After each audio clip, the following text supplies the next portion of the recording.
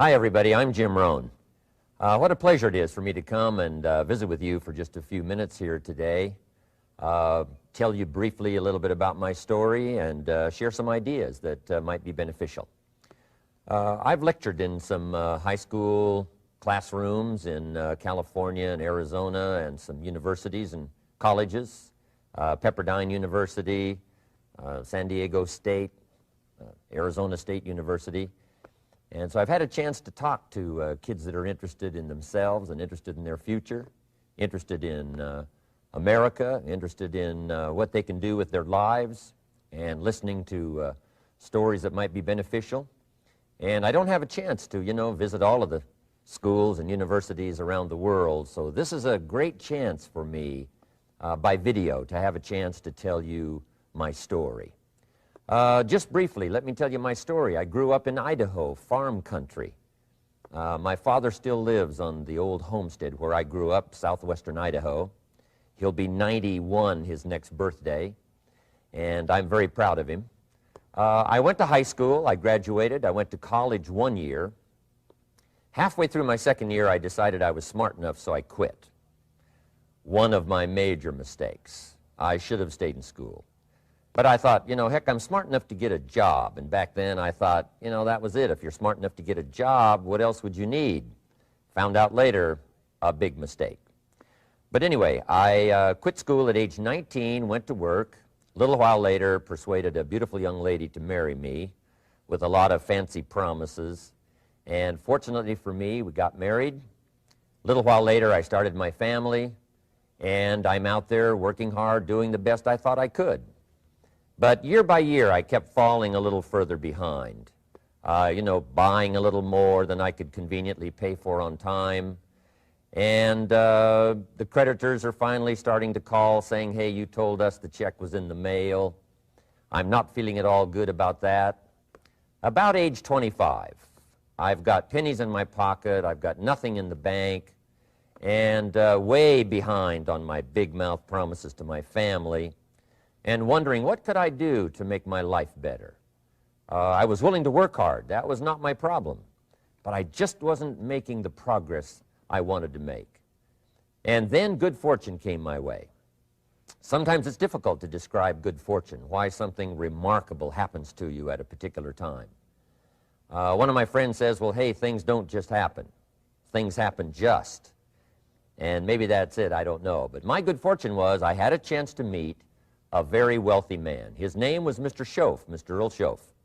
A friend of mine had gone to work for him, and he started telling me about this man. He said, you got to meet this man. He's rich, but he's easy to talk to. And he's got a remarkable philosophy of life. And he kept going on, and I thought, well, I've got to meet this man. So shortly after that, I had a chance to meet this Mr. Schoaf, and I was impressed. He was rich. He was easy to talk to. Within a few minutes, I was dazzled. And I said to myself, I would give anything if I could be like that, rich and easy to talk to. What would it take? And then I thought, if I could just get around somebody like him, and if he would teach me and coach me, I would do it all. And that was my good fortune. A few months later, this wealthy man, Mr. Schoaf, hired me and gave me a job, and I went to work for him, and I spent the next 5 years in his employ. And then, unfortunately, at age 49, he died. But I got to spend 5 years with this remarkable man, his last 5 years of his life, and the first 5 years of my new life. And my dream came true during that 5-year period. This man took the time to teach me and coach me. He taught me the books to read. He taught me the disciplines, and he taught me the skills. And he taught me the changes to make in my language and personality. And the things he shared with me during that 5 years changed my whole life. Changed my income, changed my bank account, changed my future. I've never been the same. By the time I was 31 years old, I was a millionaire. So he taught me economics as well. So how lucky can you get to meet the right person at the right time who takes the time to share with you ideas that can change your life? A lot of rich people, right, don't take the time, but he did, and he also had the ability. Some people want to share their experiences, but they don't quite know how to say it. But he had it all, and he used language that I could understand, and those ideas greatly affected my life. I wish he was still alive today. If he was, I'd be calling him today one more time, thanking him for the time he spent with me sharing his life and his experiences that so dramatically affected my life. Then, how I really came to be invited to speak to you today. 30-plus years ago, I was living in Beverly Hills, California. And a friend of mine one day said, "Jim, you've got to come and tell your story to my service club." He belonged to the Rotary Club. And he said, "I know your story. Idaho farm boy makes it to Beverly Hills." But he said, "I know my club members would love to hear your story. Would you come and at our breakfast meeting and tell your story?" And I said, "Okay." So I arranged a little talk, went and shared my story that morning, and guess what? They liked it. And my phone rang. Another club called and said, "Would you come and tell us that story?" My phone rings. Another club calls, said, "We've heard about your story. We have a luncheon meeting. Would you come share your story?" First thing I know, I'm spending a little piece of my time giving these breakfast talks and luncheon talks. And then one day, a man who heard my talk about 3 times said, "Would you come and talk to my management and salespeople?" He said, "I've got this little company going, and he said, if you would spend some time talking with my management and salespeople, I'd be happy to pay you." And I thought, wow, wouldn't that be something? Tell my story and my experiences and get paid? He said, "I'd be happy to." Little did I know, that was the beginning of a whole new, brand new adventure for me in sharing my story in speeches and talks and seminars and lectures. And now this business, it's become one of my most flourishing enterprises, takes me around the world. I went to many countries just this year, had my largest audience early this year in Spain, 12,000 people, 10 different languages being translated at the same time, the whole audience with the earphones on. It's interesting when you lecture with multi-languages. You know, when you hit the punchline, you know, the Spanish laugh first, and then the French get it, and then finally the Italians get it, and last the Germans finally get it. And then I say, "Hey, the Germans finally got it, I guess we can continue." You know, some languages take longer to translate than other languages. But what an exciting adventure for me. I was in Israel this year. I lectured in France, my first trip to Prague, Czechoslovakia, Lisbon, Portugal. Last year I was in London lecturing. Happened to be there the same night Pavarotti was singing in London. So, a big dilemma for the people in London. Shall we go see Jim Rohn or shall we go listen to Pavarotti? Well, I must admit he had more people than I did, like 150,000 more. He did a free concert in Hyde Park, and they expected 250,000, but only 150,000 showed up because it rained. And they all got soaked from Prince Charles on down, but they sat in the rain and listened to Pavarotti. I would have been happy that evening, right, to cancel my seminar and go sit in the rain and listen to Pavarotti. Anyway, he and I have agreed now not to appear in the same city on the same day anymore. Not really, but how exciting for me to be able to travel all around the world and share my story. And then especially to have this chance today to come and visit with you. And when I get a chance to speak at a high school class or a university class, I'm always excited about it. I'm limited in time, so I wanted to use this way to come and share my story with you and some ideas that might be helpful in your career for the future, in your now busy life as a student, and then wherever you find yourself in the years to come. Some of the things I'm going to share with you, I want you to remember for a long, long time, because the ideas I want to translate for you drastically affected my life. And if I can share now and affect your life, and you write me a letter or tell me in person someday, "Mr. Rohn, I listened to your video and I watched it carefully, and sure enough, some of the ideas that you shared greatly affected me, and here's what's happened to my bank account, here's what happened to me in school, here's what's happening to my future," that'll give me great, great satisfaction. So the man who shared with me ideas that changed my life, I want to share with you 3 of those basic subjects. When I met him, I was 25 years old, and when I first got acquainted with him, I used a lot of excuses as to why I wasn't doing well. And he said, well, tell me a little bit about your story. And I told him, you know, I was behind on my bills, had pennies in my pocket and nothing in the bank, that I was embarrassed about being behind on my big mouth promises to my family. And then he gave me one little simple phrase that really forever changed my life. And here's what he said: Mr. Rohn, if you want the future to change for you, you've got to change. And he said, if you don't change, the next 6 years of your life is going to be just like the last 6. You'll still be behind on your bills. You'll still be behind on your promises. But then he gave it to me in the form of a promise. When I was 25 years old, I've remembered it all these years, and I've shared this promise now with probably over 3 million people in the last 30-plus years. And it's going to be valid for you, so listen carefully to this promise. My teacher said to me, young man, if you will change, everything will change for you. If you will get better, everything will get better for you. What a clear message that was for me. He said, if you'll change your philosophy, if you'll change your habits, if you'll refine your thinking, if you'll change and accept some new disciplines, if you'll turn the corner where you've been in the past, go for a new life for the future, he said all kinds of remarkable things will happen for you if you will change. Before I met Mr. Shoaff, I used to cross my fingers and say, I sure hope things will change. I was hoping the government would change and the tax structure would change and that my boss would change and pay me more money.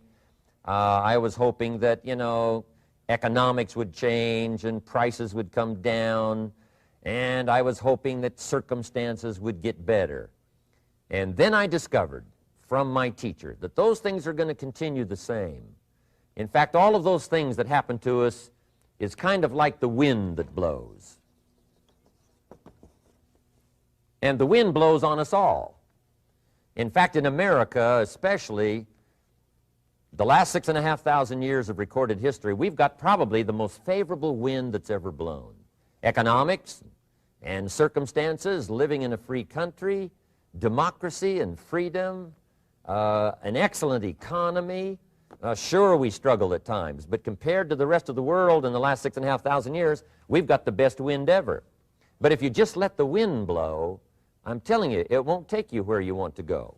All of us must use this wind to take us to the dreams we've got, to the equities we want, to the money we want, to the income we want, and to all the things we want our life to have. This is where we want to go, and we've got a good wind, but we must not leave our future just to the wind, just to the economy, just to the structure of the way things are happening today. Here's what we must learn to do, and that is set a good sail. And if you'll learn to set a good sail, and that's what my teacher taught me in those early days. He said, Mr. Rohn, the wind is going to blow however it's going to blow. Politics are going to be politics, and the economy is going to be the economy. And however it turns out, that's the way it's going to be. What you must learn to do is not to wish for a better wind. That's naive. The key is to wish for the wisdom and the skills and the learning so that you can set a better sail. And so that's what I did at age 25. I went to work not on the economy. I went to work not on the community. I didn't go to work to try to change the government. I didn't go to work to try to change my boss or the company. I didn't go to work to try to change circumstances. I went to work to try to change myself. And I picked up that promise my teacher shared with me, that if I would change, my income would change. If I would change, my bank account would change. If I would change, my future would change. And sure enough, his promise came true for me. The first 6 years of my economic life, I wound up broke. Those pennies in my pocket, nothing in the bank, behind on my promises. The second 6 years of my economic life, I wound up rich. But interestingly enough, the second 6 years of my economic life, the government was about the same and the economy was about the same. You know, the companies were about the same. What they paid was the same. Circumstances around me were the same. You know, my negative relatives were the same. But I was not the same. That's how my life changed. And that's how things started working for me, changing my life all those years ago. So that's what I wanted to share with you to begin with, this beginning of what Mr. Shoaff shared with me, that if I wanted my life to change, this was what I was going to have to do. And so he broke it down into 3 subjects that really made an impact on my life, and I want to share those with you. The first subject he called personal development. And the second subject he called setting goals. And the third was how to become financially independent. And I'd like to give you just a few clues from those three major subjects that so dramatically affected my life. And let's get started. The first one is personal development. Now, in illustrating personal development, Mr. Schoaf, my teacher, started with money. You know, money's not the only place to start in talking personal development, but it's where he started, so let me share the thoughts he shared with me back then. Let me share them with you. Here's the best lesson I can give you on economics. It's very simple. We get paid for bringing value to the marketplace. That's about as simple as I can put economics. We get paid for bringing value to the marketplace. Now, it takes time to bring value to the marketplace. However, we do not get paid for time, so we cross that out. Mistakenly, the man says, I'm making about $20 for an hour. Not true. If that was true, you could just stay home, right, and have them send your money. So that's not true. We don't get paid for time. We get paid for value brought to the marketplace. Now, since that's true, here's one of the key questions of my talk to you today. Is it possible to become twice as valuable to the marketplace and make twice as much money in the same time? Is that possible? The answer is yes. Could you become 3 times as valuable as you might be right now to the marketplace and make 3 times as much money in the same time? And the answer is yes. 5 times, 10 times? Of course. America is unique. It's a ladder to climb. It starts down here, let's say, at $5 an hour, and it keeps going up. Top income last year, $80 million. The guy who runs Coca-Cola. Now, that's a heck of a ladder. That's why everybody wants to come here, right? The boat people are not headed for Vietnam. People haven't plotted and schemed for 50 years saying if I could just get to Poland, everything would be okay. Not true. Everybody wants to come to America. And the reason is because we've got the best wind ever blowing in our favor. We've got the best economic opportunity anybody's had in 6,500 years. And all you have to do is understand it and take advantage of it. Now, there's some key questions to ask here. Why would the marketplace pay someone only $5 an hour? Very simple answer. They're not very valuable to the marketplace. Now, we must underline to the marketplace. This person might be a very valuable brother, yes. Member of the family, valuable, yes. Valuable member of the church, of course. Valuable citizen of the country, yes. Valuable in the sight of God, no doubt. We're all of equal value in the sight of God. But if you're not very valuable to the marketplace, you don't get much money. You say, well, it shouldn't be that way. Well, then you got to start your own country. You know, this one's been in process for 200 years, and this is the best we've been able to come up with so far. But here's the key. You don't have to stay here. Now, there was a big debate in Congress last year that this $5 was not enough, should be 6, should be 6, should be 6. But we don't need legislation. 6 is already on this ladder. The next step up. You know, if you work for McDonald's, they'll pay you $5 an hour to take out the trash. If you whistle while you take out the trash, they'll pay you $6 an hour. So we don't need legislation. You just need to take lessons on how to whistle. Have a good attitude. Now, as you begin to climb this ladder, why would the marketplace pay some people $50 an hour?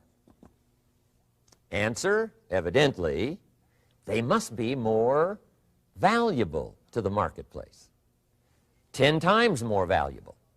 And is that possible for someone to be 10 times more valuable and earn $50 an hour instead of 5? And the answer is yes. That's what America is all about.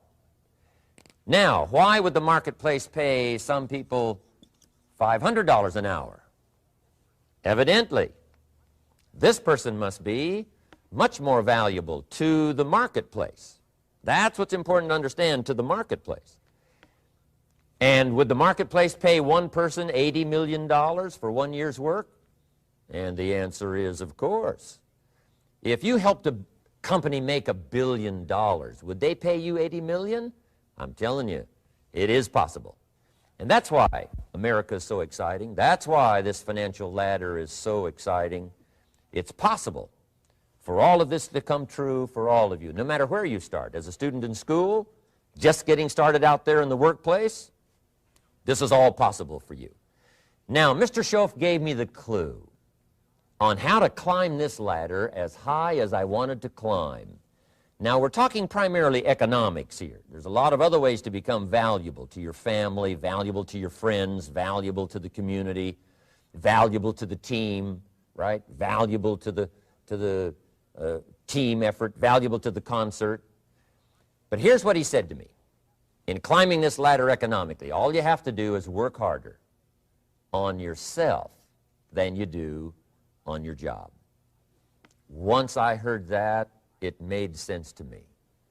I kept hoping that everything else would change around me, found out that if I went to work on myself, worked on my skills, worked on my language, if I became better than I was each year, if I grew in skills and language and vocabulary and competence, then I would become attractive to the marketplace.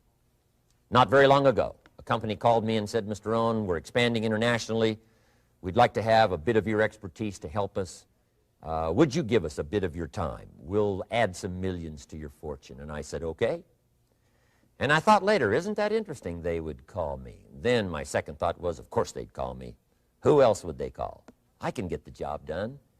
Now, what a contrast for me, farm boy from Idaho, raised in obscurity, parents of modest means, broke when I was 25. How come I would get a telephone call and someone offer me a lot of money to help them in expanding around the world? Simple answer, evidently. Something happened to me between age 25 and where I am today. And I can tell you where it all started. From my teacher, Mr. Schoaf, who said to me, we don't have to change what's going on out there. That's the wind that's blowing. All we have to do is change what's going on in here. And now there's several ways to do that on personal development. And let me give you those ways. Here's the first one. We must learn from personal experience. Pretty simple. Learn from what happens to you. Take a look back over the last few months. Did you make some mistakes? How could you correct those for the future? Take a look back over the last year. Have you done it right or done it wrong? Let's correct it for the next year. Learn from your personal experience. Mr. Schoaf asked me when I first met him, he said, Mr. Rohn, how are you doing? You've been out there now 6 years. And I said, I'm not doing very well. He said, I suggest you not do that anymore. What a simple, swift analysis to my situation. He said, if you keep doing it, the next 6 years will be like the last 6. You don't want that to happen. Let's make the changes. So learn from your personal experience. Now here's number 2, why I came to share this video experience with you today. And that, I call it OPE, other people's experiences. That's me, other people. That's your teacher, other people. That's your friends and colleagues, other people. The people you meet that can pass along to you their experiences, what's happened to them, the mistakes they made, how they corrected them, how they changed their health and changed their bank account and changed their income and changed their future. That's it, other people. Now, there's 2 kinds of people to learn from. One is failures. It's too bad failures don't give seminars, right? That would be valuable. Bring your notebook, have them tell you how they lost it all and threw it all away, threw their health away and threw their friendships away and things didn't work out well. That would be valuable. But now then we must also learn from positive, people that have done well. They've got the health, and so we ask them, how did you become so healthy? They've got the skills, so we ask them, how did you become this skillful? They've got the income, so we ask them, how did you get here in such a short period of time? So now here's what's important in personal development.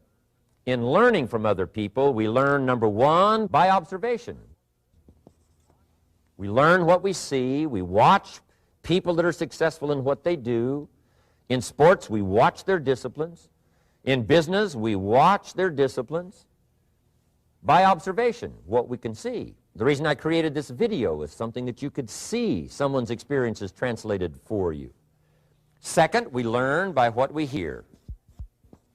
I've got some of my lectures on cassette tapes, so you can take them with you wherever you go and learn by listening. Turn your car into a mobile classroom and listen. And then listen to the sermon on Sunday morning. Listen to the lectures. Listen to the teacher. Listen to someone who's got something good to say. And then number 3 is vitally important on personal development, and that is read all the books you can possibly read in your lifetime. Mr. Schoaf got me started on my library. I've got one of the better libraries. Haven't read everything in it, but I feel smarter just walking in it, my library. At least I was smart enough to buy it. Now I got to be smart enough to read it. And then, of course, I got to be smart enough to decide what's valuable and then do it. But this one is very important. Become a good reader.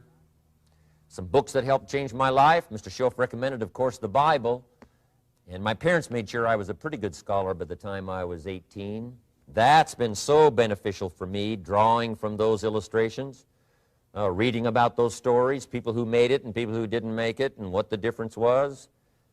And then other books that helped to really change my life. One called Think and Grow Rich by Napoleon Hill. And then a book that helped me become financially independent by the time I was 31. And that book is called The Richest Man in Babylon by George Clason. And I'm going to share a little bit of that book with you when I get to financial independence today, our 3rd subject. But I started reading the books, attending the classes, making sure that I got in front of people that had something good to say. And then I started keeping a journal. One of the major things my teacher taught me was to keep a journal. He said, don't trust your memory. If you hear something good, just make a little note and write it down. Now, at first I took, notes on pieces of paper and torn off corners and backs of old envelopes. And it didn't serve me well, thrown in a drawer. Then I learned to keep a journal, a bound copy of all my notes. So I would suggest you do the same.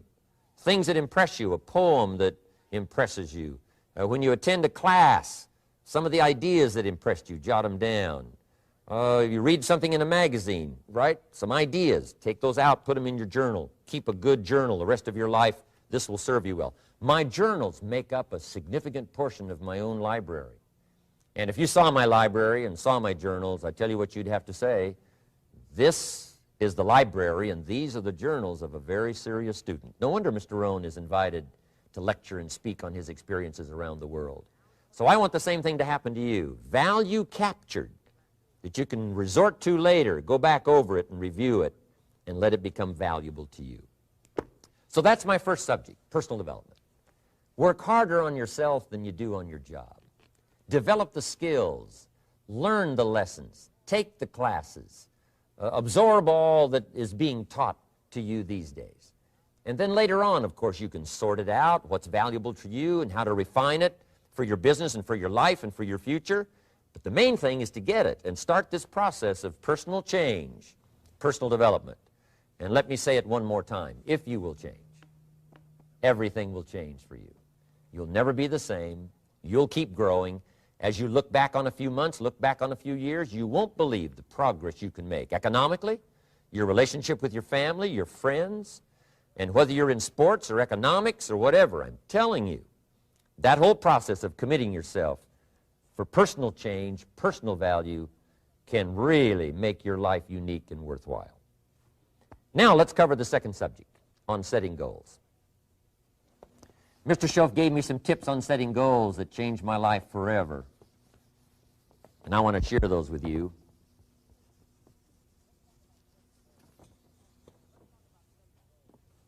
So let's talk about setting goals, and I also want to tie it to personal development, and you'll see how I'm going to do it as I progress here. Setting goals. We need to take a look into the future. There are 4 things to consider in terms of attitude. One is how you feel about the past.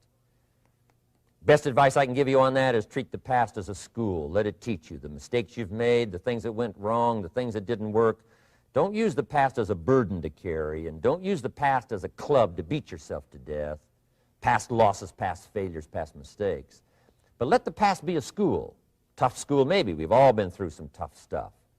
So if you feel good about the past, draw from it for experience and let it teach you. Then next is how you feel about the future. We've got to have the future well designed.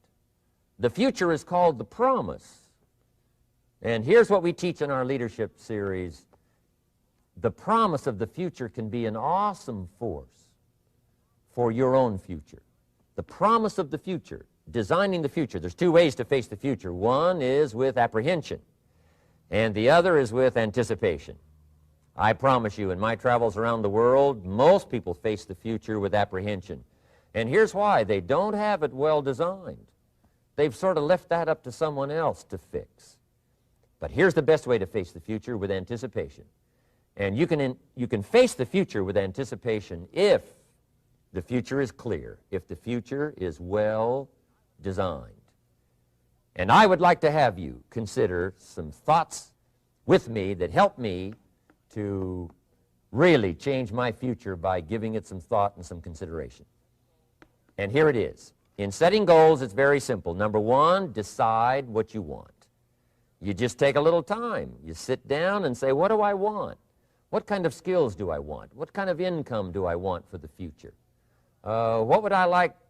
Where would I like to go? Places I'd like to visit.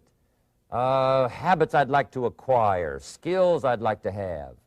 You just take a little time to think about what you want. Economics, friendships, people you'd like to meet, places you'd like to go. You just take some time. And then I suggest, when you've thought about what you want for the future, make a list. Just jot it all down. It's really a very simple process. And then here's number three. Keep all the old lists. I'm telling you, this served me so well, keeping my old list of goals. I look back now 10, 20 years ago at goals I set, lists I made, and I smile now because here's what I thought was so important, 20 years ago.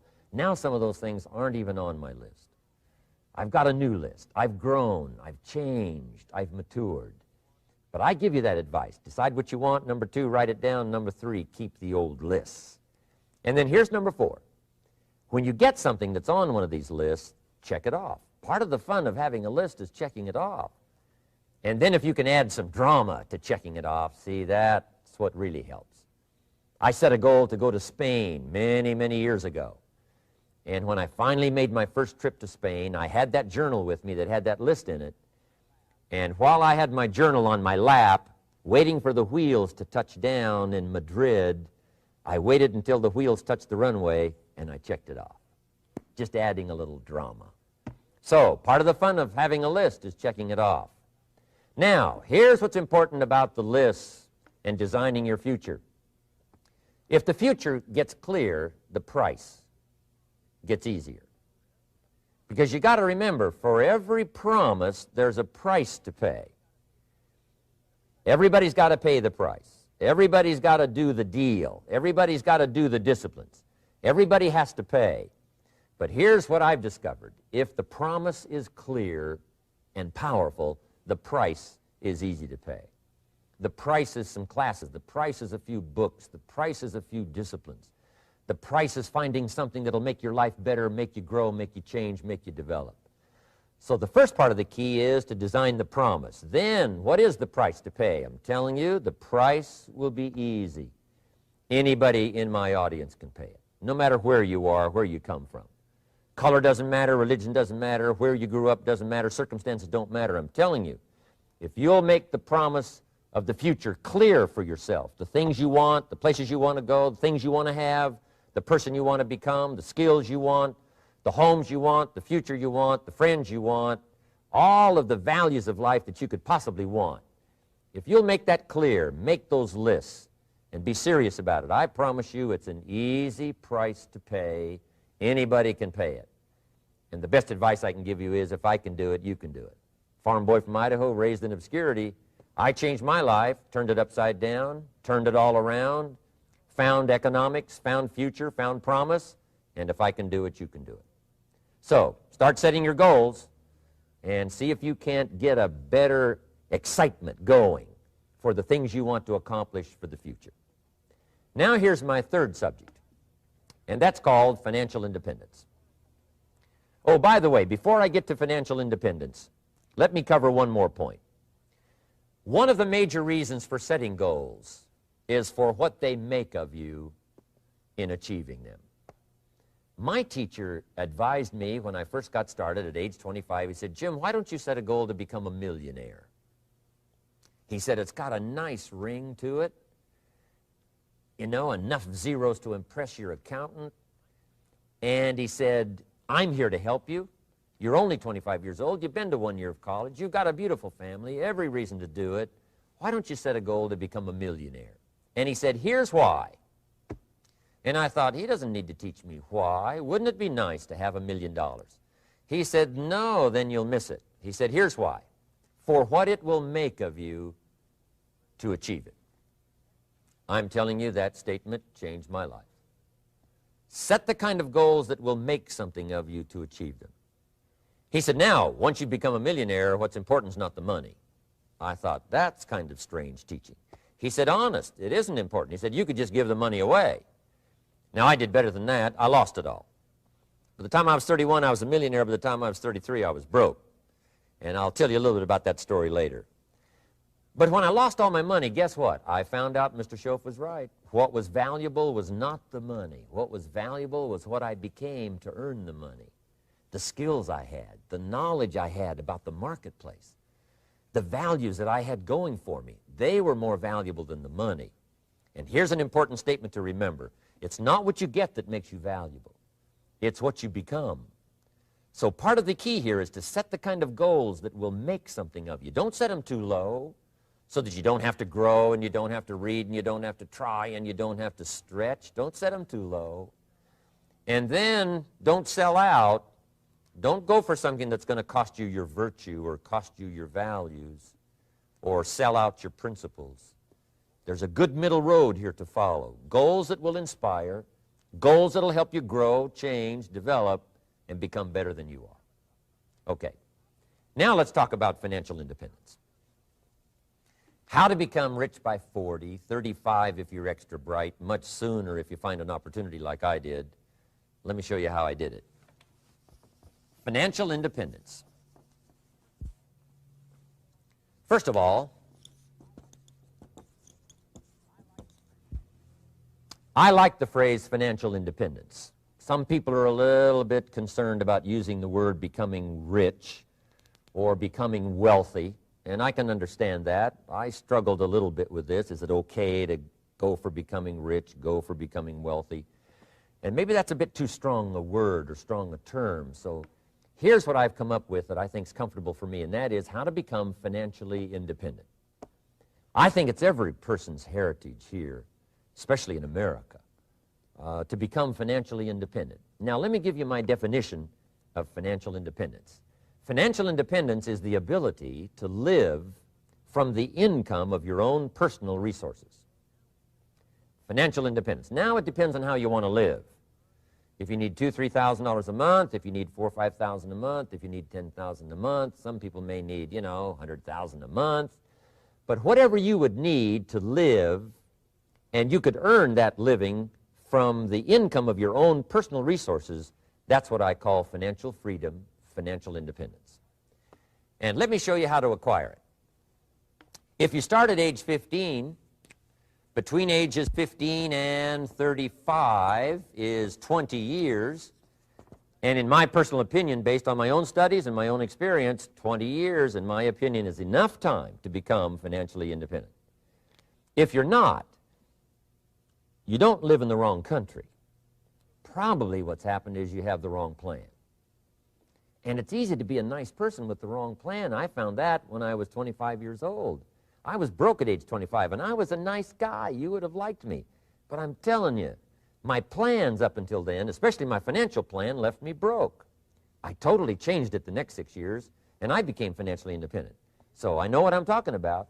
It is possible in a reasonable amount of time, 15 to 35, whatever, 20 years' time, enough time. You can do it in a much shorter period of time, like I did if you want to. But this is a reasonable enough time. But here's number one. First of all, you got to have the right philosophy. Philosophy is our ability to gather knowledge and sort through it and decide what's valuable. To develop a philosophy about life, a philosophy about our health, a philosophy about our family relationships, a philosophy about economics. And if you develop the right philosophy, that's what helps to set this sail so that in 6 years it takes you where you want to go instead of winding up like I did that first 6 years of my economics, broke, no money, empty bank account. The right philosophy. Now let me give you a couple of philosophies to consider. Here's the first one. It's called the philosophy of the poor. And here it is. Poor people usually spend their money and invest what's left. That's the philosophy of the poor. Now here's the philosophy of the rich. Rich people invest their money and spend what's left. And here's the startling answer. It really doesn't matter what the amount is. What's most important is not the amount. What's really important is the philosophy. So I would ask you to adopt this philosophy of spending after you have invested. Invest first, then spend. And I've got a little formula that I'm going to share with you. Now, what should a child do with a dollar? I mean, there's a lot of debate going on, I'm sure, across the country on what a child should do with a dollar. Here's one opinion. It's only a child and it's only a dollar. What difference does it make? Well, in my opinion, it makes all the difference in the world. A person's economic future starts with a child with a dollar. Somebody says, oh, no, you're only young once. Let him spend it all. Well, when would you hope that would stop? Somebody says, well, wait till he's 50 and broke like me and, and then he'll learn. Well, no, we don't want to wait that long. If I would have known earlier than age 25, I would have changed. In high school, if they would have had classes called Wealth 1, Wealth 2, I'd have taken both classes. I would not have waited until age 25. So, the earlier the better. So, what should a child do with a dollar? Here's the simple premise to begin with. Don't spend it all. And if a child wants to spend the whole dollar, you got to say, hey, don't spend it all. Don't spend it all. They'll say, why not? It's my dollar. I earned it. You say, I know you earned it, but don't spend it all. They'll still say, why not? Say, let me show you why not. So you put them in your car, take them to the other side of town, and show them where people live that spend the whole dollar. You just drive them around. Kids learn best by visual. Just drive around and say, would you like to live here? Kid says, no. Would you like to live like these people live? Kid says, no, no. Then you can't spend the whole dollar. So, kids will get the message. So, take them to the other side of town and show them around, unless you already live there, and then just show them around. Anyway, don't spend the whole dollar. Now, let me give you my best view of what to do with the dollar. And I promise you, if you started at age 15, now if you're over 15, right, you've still got plenty of time. You still got 20 years. If you're 30, you've still got 20 years. I mean, you still got plenty of time to start what I'm about to share with you. What to do with a dollar. Here's my first bit of advice. Never spend more than 70 cents. Never spend more than 70 cents. Now, you got to pick some number, and the number you pick is going to be determined by your philosophy. It's going to be determined by what you've been taught or your experience teaching yourself. When I first met my teacher, Mr. Schoaf, I was at about 110% of each dollar. I'm down at budget finance, hawking my furniture and my car one more time. And then I learned a whole better formula for financial independence. Number one, don't spend more than 70 cents. Now, kids say to me, well, okay, what do I do with the other 30 cents? And here's what I teach them. 10 cents for charity. Charity or church, or helping people that can't help themselves. 10 cents to support worthy projects, projects that you feel good about. 10 cents out of every dollar. It's called being generous with part of what you've taken out of society. Now, in my opinion, nothing teaches us character better than generosity. No class, no teacher, no book teaches character better than generosity. And the best time to start is when the amounts are small And I know if kids learn these lessons well, they'll give a dime out of a dollar, help people that can't help themselves, support worthy projects. Or if you belong to a church, they teach tithe, piece of. That's very important. Now, because when the amounts get larger, sometimes it's a little more difficult. You know, giving 100,000 out of a million, someone says, oh, if I had a million, I'd give 100,000. I'm not sure. That's a lot of money. So the time to start is when the amounts are small, 10 cents out of the dollar. Okay, next 10 cents I call active capital. Active capital means do something to make a profit. Active capital. Set aside a portion of your income. Wages are okay, but I'm telling you, wages will make you a living. Profits will make you a fortune. So set aside part of your income as capital, called active capital. Any kind of project you can possibly think of, you can possibly come up with. I'm going to write a new book, I think, for kids. I think the title is going to be, Of Course Kids Should Pay Taxes. It's kind of an interesting title. In California, kids do pay taxes. When a child walks into 7-Eleven, buys something that costs $1, the proprietor says, give me 7 more pennies. And the child says, hey, what's these 7 pennies for? And the proprietor says, that's the taxes. Kid says, well, hey, I'm only 8 years old. Proprietor says, congratulations, you're my youngest taxpayer. Give me the money. So in California, where I live, kids do pay taxes. Big question is, should they? And my book will answer that question. Of course, kids should pay taxes. Nothing is for free. If you want to ride your bicycle on the sidewalk instead of in the mud, you got to pay the 7 pennies. Nothing is free, so we all have to pay. So, 10 cents out of your living, out of the money you earn, set aside for capital. Capital to try your best to show a profit. And in my book, it's going to be all kinds of ways kids can make money, right? 2 bicycles, one to ride and one to rent. I mean, you know, it doesn't take long to figure out some enterprise that'll start making a profit. Then you must jot this down if you're taking notes. Profits are better than wages. 1, you can't usually start wages until you're about 16, 15, 16, but you can make a profit long before you're eligible to start earning wages. And then there's no limit to profits, and they can double and triple and quadruple. You know, there's no limit. It's incredible how fast profits can grow. So profits are better than wages. Wages make you a living. Profits make you a fortune. Now, the third 10 cents is vitally important. I call it passive capital. Capital you let somebody else use. A financial institution, stocks and bonds, mutual funds, whatever. Let someone else use it. You furnish the money. They use it to make a profit, but they pay you for the use of it, called interest. And here's one of the things that'll make you financially independent fairly quickly, and that's called compound interest. And this is how you get it. Letting someone else use a portion of your money, your substance. They show the profit, they pay you interest. And this passive capital, I'm telling you, over a sustained period of time, if you'll develop this little 10, 10, 10, and 70, especially starting at age 15, I'm telling you, by the time you're 35, you will be financially independent. You'll have the ability to live from the income of your own resources. And then one more point on passive capital. There's a Bible philosophy. I'm an amateur on the Bible. But there's a Bible philosophy that teaches the borrower is servant to the lender. And if you want to be in a powerful position as you grow older, finally when you become mature, maybe have your own business, things have worked out for you for the future, the position you always want to be in is the power position, and that's called the lender. The lender is the power position. So if kids learn early enough, and then you ask them what they'd like to be when they grow up, I'm telling you, once they understand, they'll say, well, one of the things I want to be is one of those lenders. That's the power position, not the spender. No, you'll be pitied the rest of your life if you just become a spender. You got to become a lender. And I think this is one of the formulas to follow.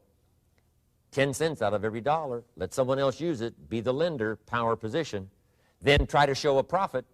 Can't we teach our children how to take $1, search the neighborhood, find a broken wagon, pay $1 for it, bring it home, you know, clean it up, sand it until it's clean, paint it red till it shines, straighten out the wheels till they're true, take it back to the neighborhood, sell it for $5?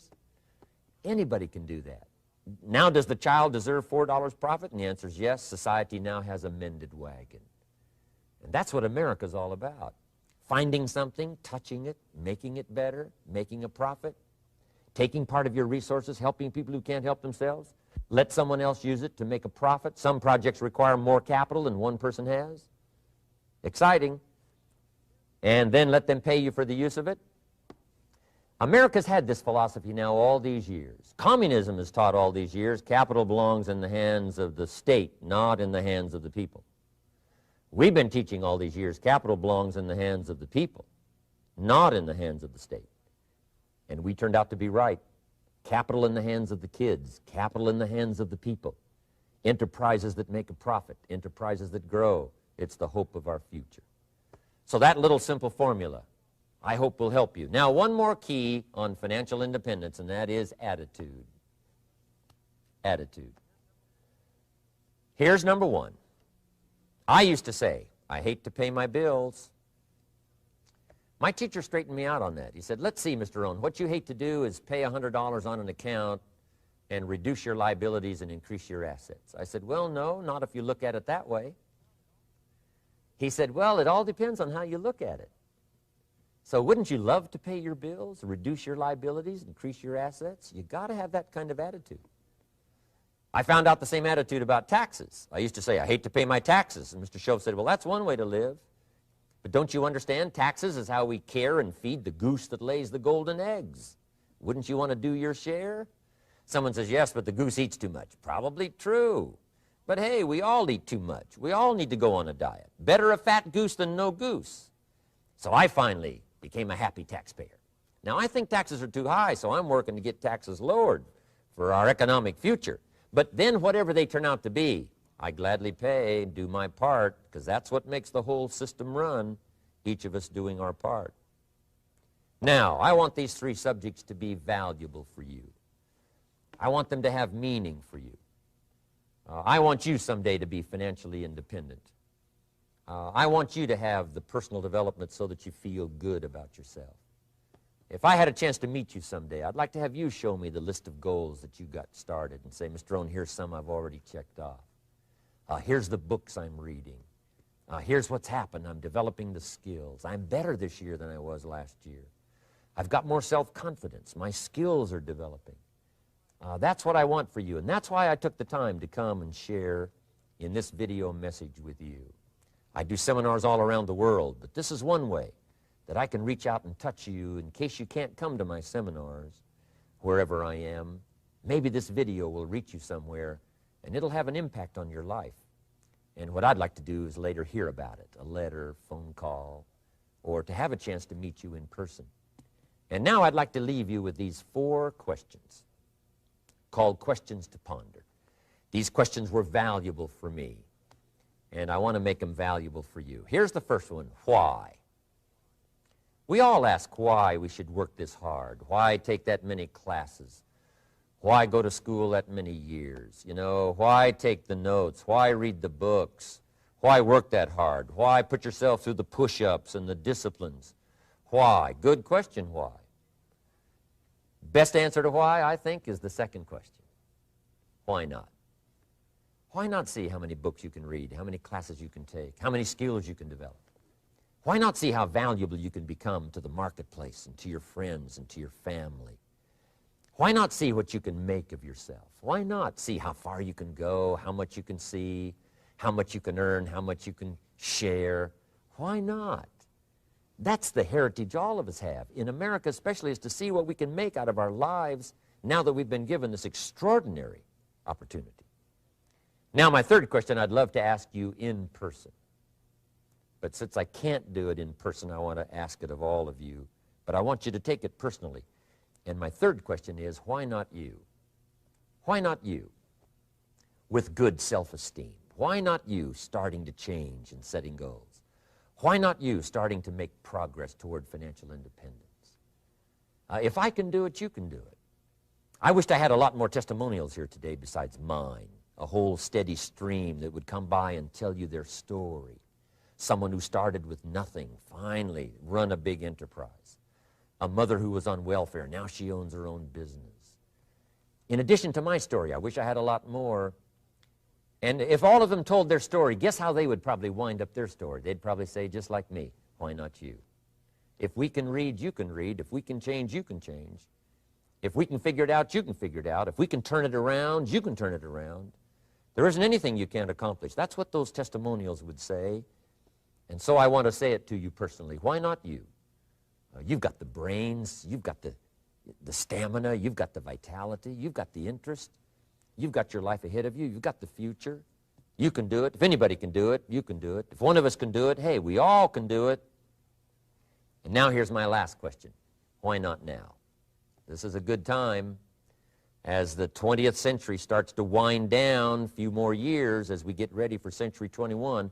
What a good time to set your goals, work on yourself, work on your skills. What a good time to get it together. What a good time to start this process. Personal development, growing, changing, developing, having a good plan for your money and for your life and for your future. Why not now? And I hope I have a chance to see you one of these days and share with you the experience, the reaction, the response you might have had from my message today.